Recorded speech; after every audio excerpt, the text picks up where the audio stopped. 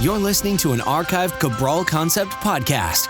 After listening to this show, check out the most up-to-date podcasts available at stephencabral.com/podcasts or search directly on iTunes.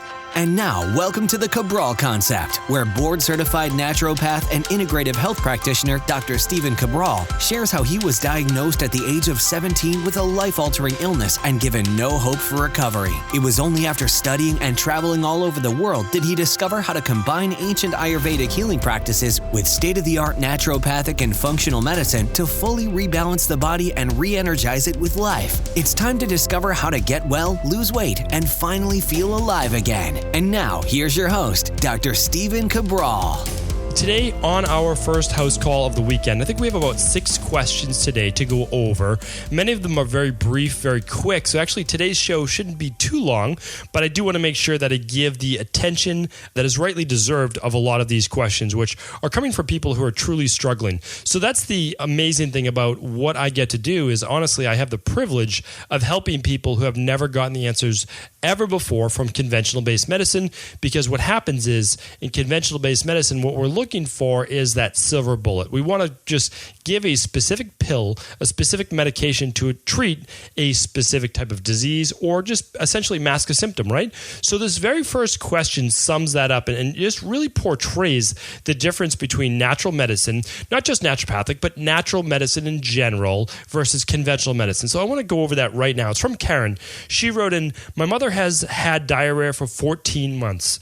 She has struggled with this off and on for 10 years, but this is the worst yet. In the past, she has taken antibiotics, but it always comes back. She has lost a lot of weight and I believe is nutritionally deficient. She has tried omitting dairy, gluten, eggs, and other food items, but nothing seems to make a big difference. Oddly, fresh vegetables seem to make it worse. She takes Ammodium AD every single day to be able to leave the house. Any suggestions?" Okay, Karen, so I work with people literally every single week, just like your mom, in my practice. They have 15 to 20 bowel movements sometimes per day, always lose stool. Sometimes they throw up after every single meal that they try to consume. Sometimes they can only eat 3 or 4 different foods. That's it in their diet. They come to me and literally, and I'm not saying this is magic or anything like that, within 6 weeks, it's typically completely cleared up, and then another 6 weeks to really set the stage for rebuilding that gut. And I want to tell you why. So I just want to explain that to you. A lot of practitioners, what they do is they hide the information. Like you have to buy a specific, I don't even know what. But what I do is I just tell you exactly what you need to know.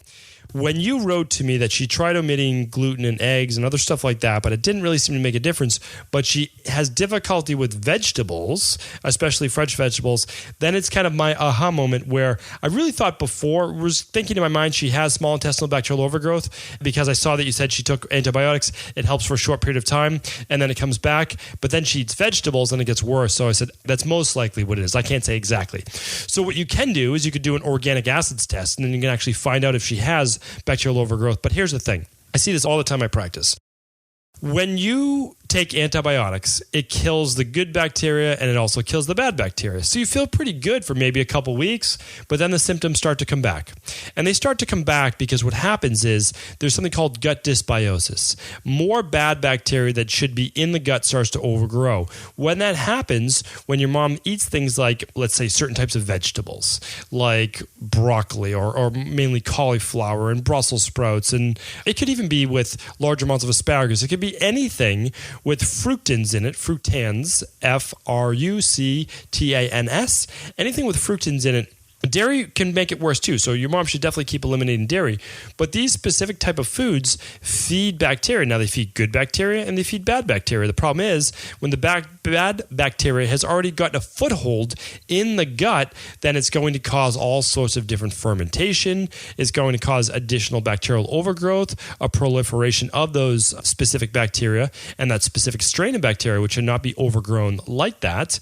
And that will cause either loose stool, constipation, cramping, bloating, gas, IBS, all of the things, inflammation, all of these things that we hear about with gut-based issues. And really, when I see it in my practice, it's small intestinal bacterial overgrowth. Also, obviously, it's also known as SIBO. That's just the short version of it. And typically, there's some candida overgrowth with that because candida will sneak in it will sneak right in the back door. That's the bottom line whenever the gut isn't as balanced as it should be. So a few things you could do is have your mom run an organic acids test, either through our like My Wellness Practice, which you can just see that at stephencabral.com/store, or find a really good, it can't just be a naturopath or it can't just be a functional medicine doctor. They have to specialize in digestion. They have to understand this part of the process. Or if you can only afford one or the other, meaning like the nutritional supplements or the test, I can't recommend enough just doing our Candida and bacterial overgrowth protocol. You're going to do that. You're also going to get our food shopping list, and so you'll know exactly what foods to do. Believe me, our Candida and bacterial overgrowth is our most popular package. It works phenomenally well, and it is less expensive than you will find anywhere else for a 12-week protocol of its caliber. And that's because we don't do the huge markups like a lot of other people do. Our job is to get people well as best as we can. We already run 2 large practices in Boston. We don't try to nickel and dime people with nutritional supplements and all those things. We do our best. And obviously, there's a cost to that because they're very high quality functional medicine supplements. So right away, what I would do is I would either order the lab to confirm if you want that for yourself, or simply just do the Candida and bacterial protocol. And you'll find that just by going to stephencabral.com/store and clicking on the supplements tab. That's it. You'll find it. Just scroll down and you'll be able to find that right there.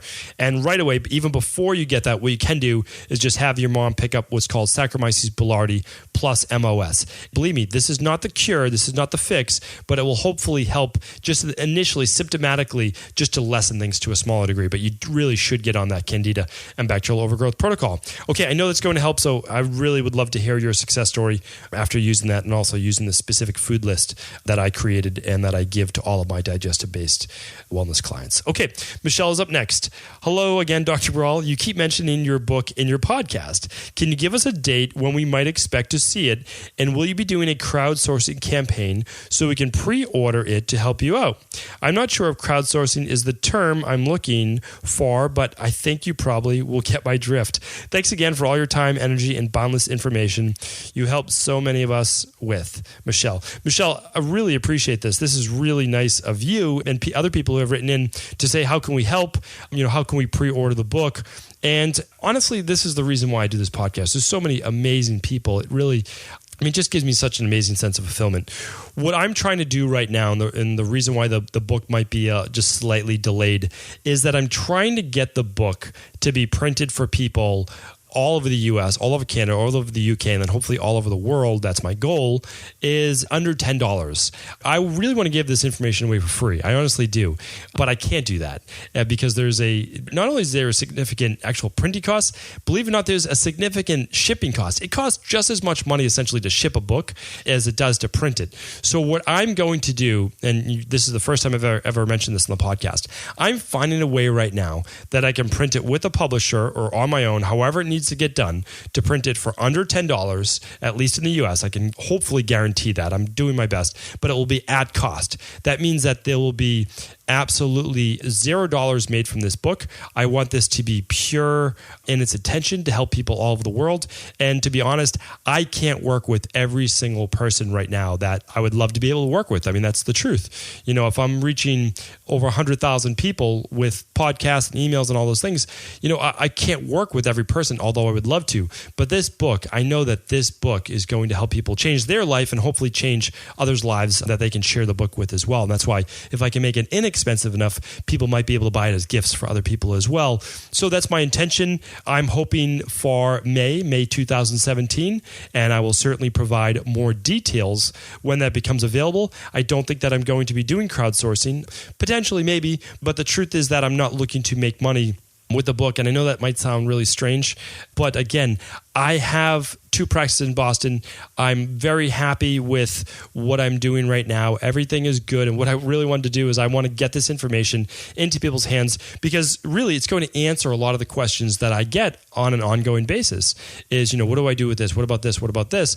And this book will answer that. I mean, it really will. So if I can somehow get 100,000 plus copies out into people's hands, I mean, that's thanks enough right there. So Michelle, I can't thank you enough for writing in with that. And I absolutely do appreciate that. And I might be doing some crowdsourcing in the future when I look to create a documentary. But again, that's in the future. So we'll talk about that soon.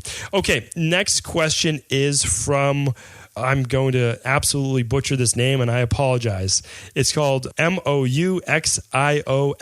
I'm not even going to try to pronounce it. I'm sure it actually sounds really good, but I will butcher that. So here's your question. Found out about you from Instagram. I'm a 21-year-old student, and I really find your podcast very helpful. So I've been vegan for 13 months now. In the beginning, vegetarian. I did some blood tests, and I found out I have low ferritin levels. What can I do in order to increase my ferritin levels while remaining vegan? Okay, so let's answer that question. And I just want to put it out there as well that you can be very, very healthy while remaining vegan. So anyone who chooses not to eat meat, or they choose not to eat fish or eggs or dairy, any of those specific things, as long as you are doing your blood testing, and I would say going beyond that, I would really do a hair tissue mineral analysis. And then if you want to check your actual vitamins, you can do an organic acids test. Because remember, an organic acids test is not just for candida and bacterial overgrowth. Those are some of the markers. Those are about 23 markers that they test for. But then also, I believe it's on page 5 of the organic acid test. Such an amazing lab. They look at all of your B vitamins as well. So really, really great. Just keep in mind when you said that at the end of your question actually said that you think that's also one of the reasons why your hair may have started falling out as well. I just want you to keep in mind that you want to make sure that you are getting all of your vitamins. Here's what I would do. I would simply take an activated multivitamin. Okay. So we have one that's called activated multi. It's about $1 per day, and it's the highest potency multivitamin that you can find anywhere, and has the methylated forms of the B vitamins. It does not contain iron, and we do that specifically so both men and women can take this nutritional supplement, and women of all ages. And then also, you could also take the daily nutritional support powder, and that's going to give you all of your B vitamins as well. So you can take another B vitamin on top of that, but that's typically going to be enough. There'll be some biotin in there as well for the hair. Now, to get back to your iron question, there's a great nutritional supplement called Iron Response by Innate Response. It's part of our prenatal package. You can also, we'll link it up in the show notes as well.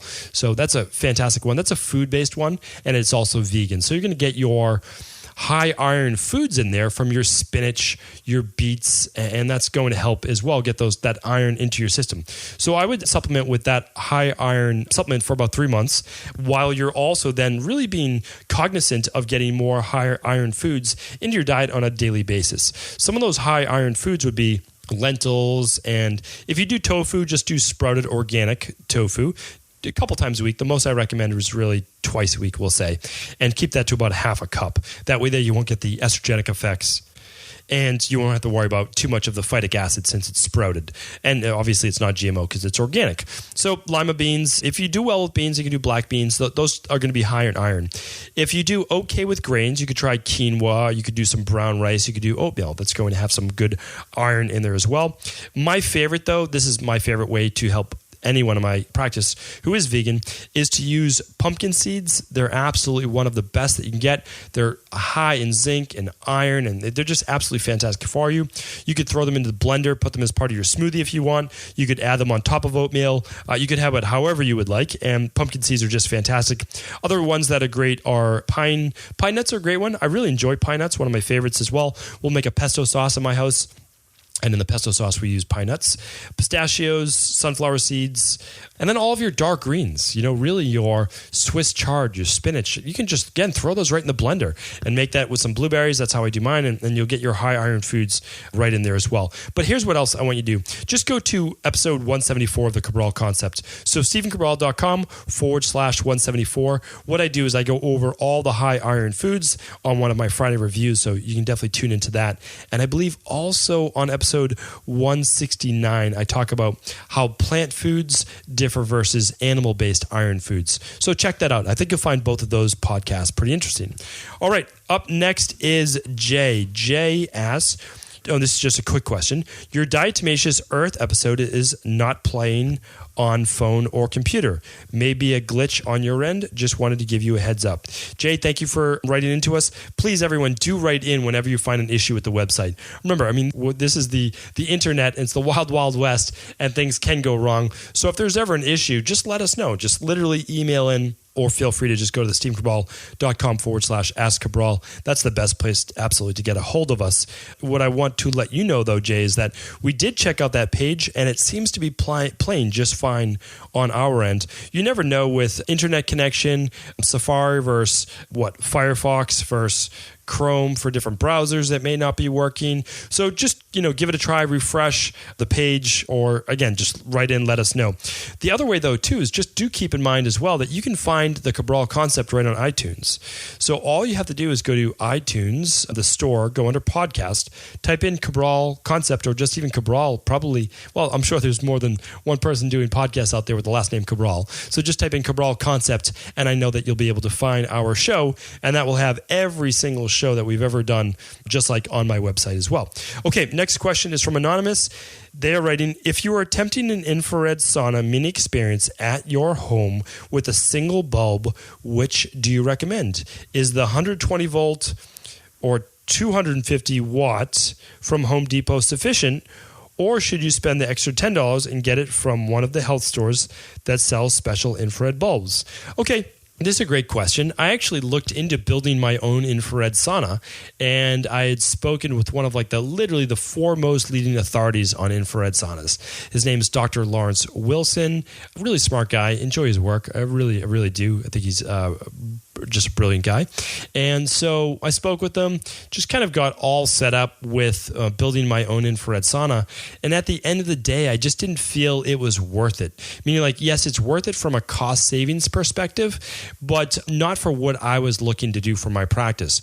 So I decided to go with a little, nicer, higher end model. And the reason was this, is that it's for commercial use. And so we have 15 people. It's a private infrared sauna in Boston. And so we have about, I would say, at least 15 sessions a day of people using that. And so I had to use one that will really stand up for the test of time.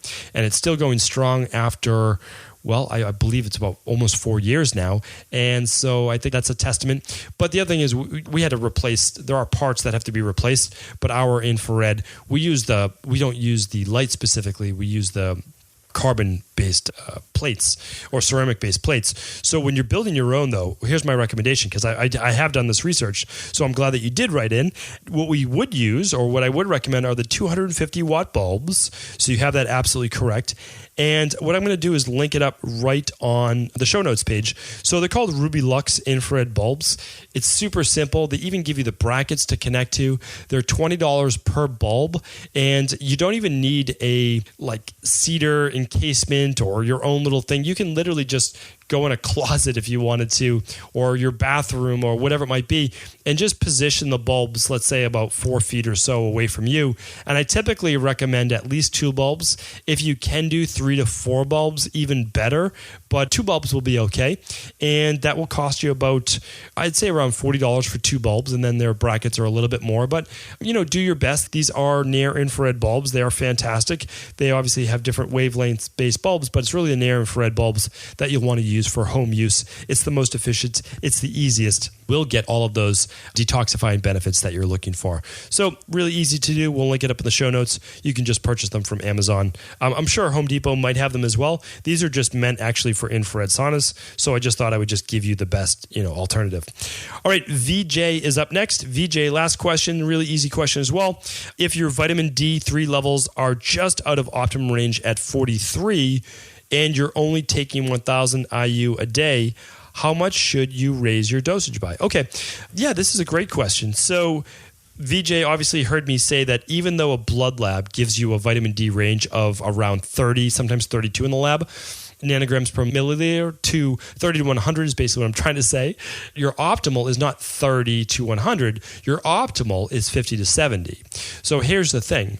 When you get down into the 30s, you're actually vitamin D deficient. You just don't have the disease-based state of low vitamin D. Remember, we don't want you to wait to get the disease. What we want you to do, and I call it disease dis-ease, so it's a dis-ease of the body. What we want you to do is be optimal. And also, if you're above 70 or if you're above 80, really your immune system then is being pushed too hard. Are there times? Yes. One of my mentors many years ago told me that in times of cancer, she would actually raise the vitamin D levels up close to 100, between 80 and 100, because she wants to make sure that the immune system is very active, that it is able to kill these cancer cells and using natural killer cells and other processes which vitamin D can help potentiate. So for average, everyday people, every month of the year, literally, every month of the year, you should be between 50 and 70 nanograms per milliliter. And what I would say for you then, VJ, is to raise your dosage by just about 1,000 IU. So here's the thing. In functional medicine, we typically learn that everybody needs about 35 IU per pound of body weight during October to May. Okay, so that's when you can go outside above the Atlanta-Georgia line in the United States. I don't know what that is all the way across the board. But when you go above that line, basically, during the winter time, usually October through May. Now, again, as you approach, let's just say April or so, March, April, down when you get closer south, you might not need as much vitamin D. But basically, if you can't get a tan, that means you can't get enough vitamin D. That's plain and simple. That's the easiest way to say it. If you can't tan by being outside in the sun in just your underwear or bathing suit, you're not going to get enough vitamin D for the day. So what we have to do is we have to supplement, because literally humans really weren't meant to live that far north where you would need shelter and you would need warmth all the time. There was no real food available. I don't want to get down that discussion today, but VJ sounds like he might be maybe a little further south where he only needs 1,000 IUs, or some people just metabolize vitamin D in a much better way. Like it just, again, that's where genetics comes in. It might be taking enough vitamin K, enough magnesium, enough cofactors to get that into his cells, which is great. So for VJ, it only looks like he needs 2,000 IUs as an adult to get into the 50 to 70 range. And of course, you can test that. You can take vitamin D 2,000 IUs for 1 month and then retest your blood if you would like to. We have a vitamin D test just on our online store as well. It's StephenCabral.com/store, and just click under the wellness and you'll see the vitamin D test there as well. It might even be under anti-aging, because for aging-based purposes, you really do need to keep your vitamin D levels nice and strong. I also test people all summer long. Believe it or not, people are vitamin D deficient in the summer. Now, I know you think that that might sound kind of crazy because you're able to get into the sun, but the truth is this, is that most people aren't in the sun during the summer. Like they're in the sun for a day on the weekend, but you need to be in the sun for getting just that little, not sunburned, a little pink tinge, I don't even know if that's the right word, to your skin, meaning like that's how you got enough vitamin D, because everyone's different. If you're very fair skinned, you might need 15 minutes, but that's not for everyone. If you're, let's just say you are more Mediterranean, you might need a half hour to 45 minutes. If you have African descent, you might need 2 hours in the sun. I mean, everyone's skin and pigmentation is different, so you can't give a blanket statement. It's like 8 glasses of water per day. Yeah, for who? Like, it's just, if someone weighs 260 pounds, do they need just as much water as someone who weighs 110 pounds? Of course not. So we do have to customize it a little bit more. VJ, what I would say for you is just try that out. Try adding just 1,000 more IUs per day. You don't need the 5,000 per day that a lot of people do. And then if you'd like, you can retest your levels, or most likely you'll be fine just adding that extra 1,000 IU of vitamin D3 per day. Okay, those were all of our questions for the day. Absolutely fantastic questions as always. And I can't wait to be back with you again tomorrow when we go over 3 more additional house call questions. Ever wonder what the best sauna, blue blockers, sleep trackers, wake lights, salt lamps, or other health gadgets are? Or what about the top non-toxic mattresses, sheets, soaps, bath products, toothpaste, and cookware? Or would you like to know the cleanest choices for hemp parts, meal delivery services, supplements, and much more? I personally curated, researched, and now created a resource page of all of my top picks that continues to grow each week. These are the exact products I use in my own life, with my family, in my private practice, and they're the ones I trust. To find out all of my up-to-date recommendations and all the details, simply head on over to StephenCabral.com/resources.